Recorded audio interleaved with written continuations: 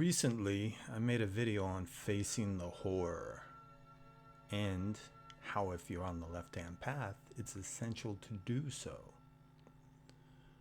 One viewer on this channel asked, how do you face horror when you're wired to recoil from it? Now, we all have our fears and phobias, and most of those can be remedied with a gradual exposure to those phobias. The big question, though, is the horror of living in general, and how does one cope with that?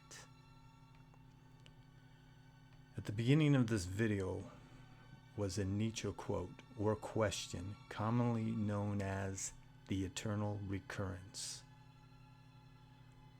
Basically, the demon's assertion is that everything that has happened or will happen will occur infinitely many more times without the slightest alteration in detail, living the same life over and over until the end of time.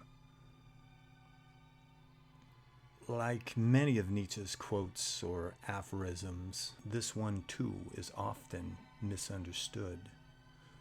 I've made a video on the eternal recurrence before, and after reading the comments, most of the people got the wrong idea about it.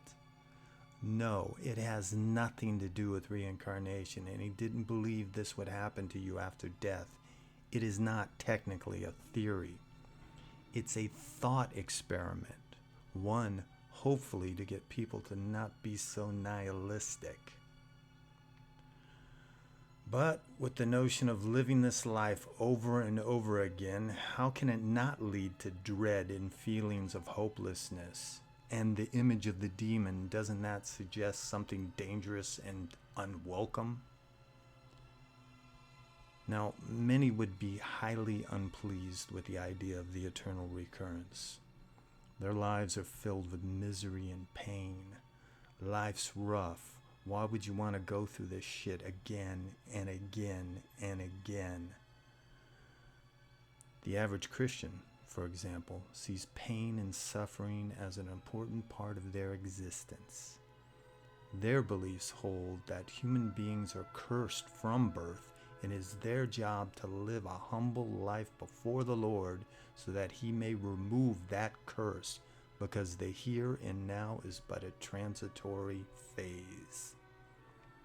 Existence is simply a preface to an eternity of bliss.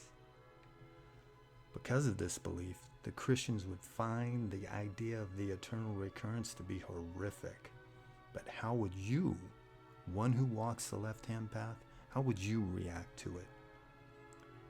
Your reaction should be positive. And if you're not already living your life to the fullest, then what are you waiting for? The point of this thought experiment is, how would you live your life from the moment you found out about the eternal recurrence? How would your attitude change? It better be for the positive, because you're going to be living it over and over again forever. You better learn to find the best in existence, and that includes suffering. And what you will learn is that most of your suffering is self-inflicted.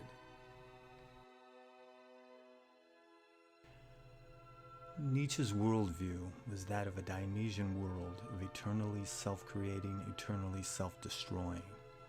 The Dionysian attitude toward life is purely artistic, celebrating aesthetic value and rejoicing in the destruction of morality, especially Christian morality. It is an existence always in flux and is counter to the idea of self-denial. In this reality, the existential truths hold no sway over the individual. Change is the only constant, and with change comes pain. Strength is achieved through this suffering, and true joy is manifested from overcoming.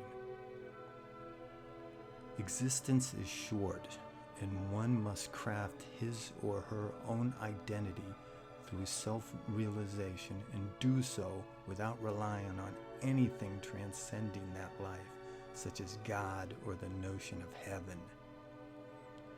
Your life should be lived without regret, remorse, or guilt, and open to the love of self, others, but only if they're worth it, and the world in all its manifestations. This view goes beyond nihilism and is the essence of Nietzschean thought. The answer to facing the horror is facing life and making the best of it.